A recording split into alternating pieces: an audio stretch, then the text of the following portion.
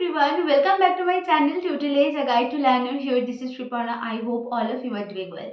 So, learner, we have already uploaded some sessions on paper 1. So, in my last session, we have already discussed some important MCQs from the previous year paper, that is 2021. Okay, so if you have missed my previous session, so please go and check it once. I hope all sessions will be very useful to everyone. So today's topic is basically higher education system. So we all know that it is a 10th chapter according to the UGC Net current syllabus. So it covers topics such as higher education in India, its evaluation, apex bodies, open and distance learning, value education, problems related to higher educations, and topics of governance, polity, administration, which includes constitutions, its features, preamble, fundamental rights, duties, central, state and local government, judiciary, prime minister, president, governor, chief minister, parliament, state legislature, constitutional and statutory bodies, etc. Okay, so there are 4 to 6 questions asked from these topics in every UGC NET exam. So that's why higher education system includes a lot of topics. So it is one of the most important chapter. I think it is clear to everyone. Higher education system is one of the most important chapter according to the new syllabus of NTA UGC NET. So going to the main discussion, we have to discuss at first ancient different institutions. Okay, so here we can see the Gurukul system, and Gurukul system is basically a residential school. Okay, so what do you mean by a Gurukul or residential school? That means where students and the teacher lived together. That is the basic meaning of Gurukul or residential schools. And in that period, there were some parishads and shammelans. That means parishads means academies and shammelans means conferences. Okay, so now going to the next thing. After basically in that period, children also received education from their fathers, as they had to inherit their father's occupation, and that is the most important that is the most important thing in the ancient India. Basically, the children inherit their father's occupation. Okay, so over time, the Vedic and Buddhist system of education emerged. Okay, so that's why here we can see the Vedic system and the Buddhist system. Okay, so in the Vedic education system, the language of instruction, that is Sanskrit, and the language of instruction in Buddhist system, that is Pali. Clear? Vedic system, we have already told, over time the Vedic and Buddhist systems of education emerged, okay, after the Gurukul system. So Vedic education system focused on Vedas and Upanishads, okay, and Buddhist scriptures were taught in the Buddhist system. And what is the language of instruction? Language of instruction means medium of study. So Vedic education system had Sanskrit as the language of instruction or medium of study, and in the Buddhist system the Pali offered education to Pali was the language of study or medium of study of religious texts, that means Buddhist scriptures. I think this is clear. Okay, and here we can see the madrasa system. So madrasa system is basically basically it is related to the Islamic education institutions.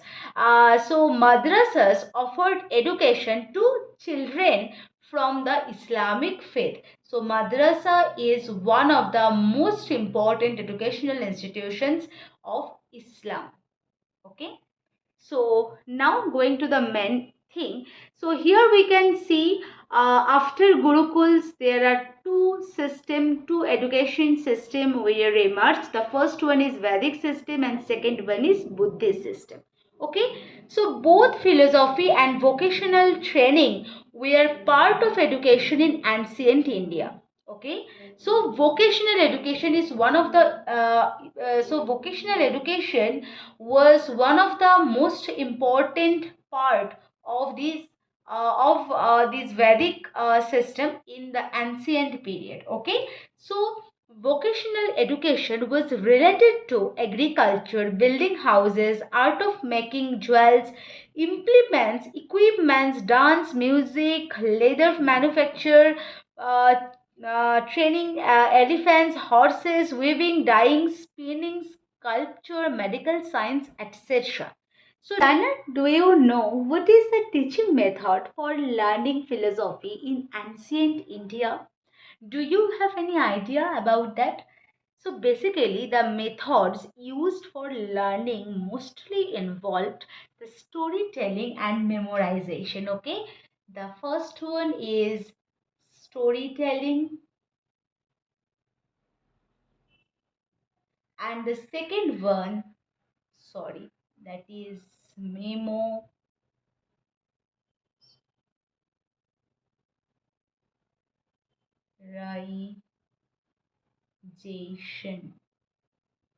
So two most important method, two most important teaching method in ancient India. So first one is storytelling and the second one is memorization. Okay, we can see the different educational process basically as per the Vedic system. So at first we can see the Vidyaramp. Vidyaramp basically is the starting of education, and it marked the start of education when the child is about 5 years of age only. Okay, now going to the next one, because Vidyaramb was followed by Upanayana, and we have already known there are four types of caste in India. So first one is Brahmin, second one is Kshatriya, third one is Vaishya, and the last one that is Shudra. Okay, so the Upanayana was held for Brahmin children at the age of 8 years. Kshatriya was held, the Kshatriya children, Upanayana was held for Kshatriya's children at the age of 10, and Upanayana was held for Vaishya's children at the age of 12. I think this is clear. On the completion of the education, students could return to their homes and they lead Grihastha Jivan, because first one is Vidyaramp, then Upanayana. So Vidyaramp was followed by Upanayana, and Upanayana was followed by the Grihastha Jivan, because Grihastha Jivan indicates when students were returning home after completion of their education. So I think this is clear. Okay, the education system was not just restricted to males. Girls were mostly trained in household chores, music, dance, reciting hymns, etc. And we know there were mentions of scholarly women like Maitri, Gargi, who took part in discussions with scholars and philosophers also. So it is basically related to the all Vidyaram, Upanayana and the Grihastha Jivan, all things basically related to the Vedic system. So learner, here we can see the different educational institutions according to the Buddhist system, and here we can see there were no restrictions on the basis of caste. We have already seen in the Vedic system there were some restrictions on the basis of caste, because for the Brahmin boys, Upanayana was held at the age of 8. For Kshatriyas, Upanayana was held at the age of 10. For Vaishyas, Upanayana was held at the age of 12. So there were some restrictions on the basis of caste, and education was not open for all. But in the Buddhist system, there were no restriction on the basis of caste, and the education system was open for all. And it commenced with the Prabhupcha So that is basically same as the Vidyaram, okay, and it was held uh, when the child is of 8 years only. So here we can see that in the Vedic system, all students are known as the Brahmacharin. On the other hand, Buddhist system, all students are known as the Shramana. Okay, so after completion of the education, all students in the Buddhist system used to become monks. On the other hand, in the Vedic system, after completion of the education, students could return to their homes and lead Grihastha Jivan. That is the basic differences between the Vedic system and the Buddhist system. Okay, so we can see that in the Vedic system, students are known as Brahmacharin. In the Buddhist system, students are known as Shramana. In the Vedic system, first one is Vidyaram, second one is Upanayana, and third one is Grihastha Jivan. But in the Buddhist system, there was only one process, that is the Probabhya or Probrajya. Okay, and it was held at the age of 8 years, at the age of 8 only. Okay, so I think this is clear, the different educational institutions in the ancient India. Okay, so now going to the next topic, that is current educational system. So we all know that the education system has different levels. The first one is pre-primary, the second one is primary, third one is secondary, fourth one is senior secondary, and the fifth one, that is tertiary educational level. Okay, so uh, pre-primary pre-primary basically comprises the pre-primary, primary, secondary, and senior secondary, basically comprises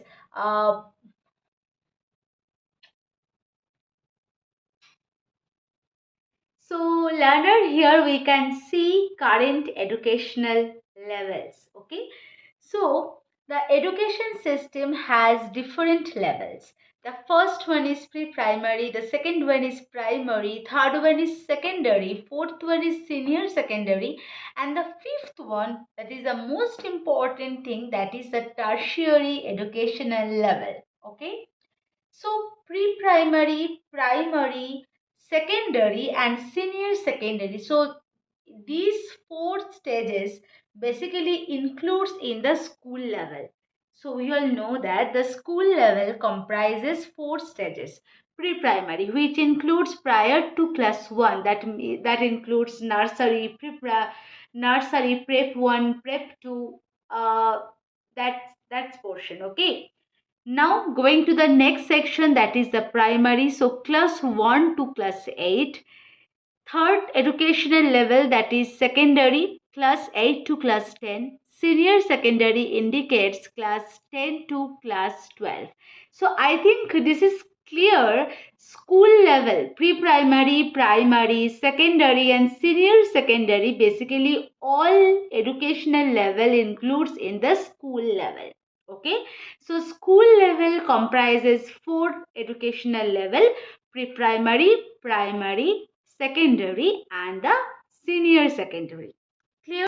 So pre-primary, primary, secondary, senior secondary, all educational levels are included in the school levels. So now going to the fifth educational level, that is tertiary. Okay, so it starts from after class 12.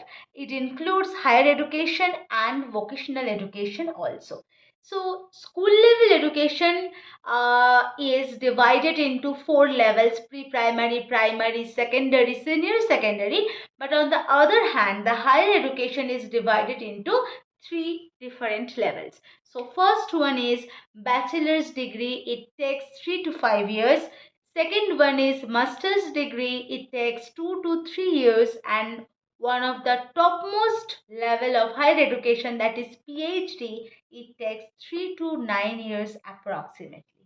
So I think this is clear. In the ancient India, the educational system, the learning system of and the different institutions in ancient India and the current educational level. I think these things are clear to everyone. Okay. So learner, we are done for the today's session. In this session, we have explained the different educational institutions in ancient India and different educational level of current education system. Okay, so I think all things are clear to everyone. If you have any doubt on it, so please do one comment in my comment section. I will reply you positively. I hope this session will be very useful to you. So if you like my session, do not forget to like, share and comment, and please do some support and subscribe my channel for getting more useful sessions like it. So I will come again with a new session. Till then, stay tuned. Thank you. Happy learning. Keep commenting.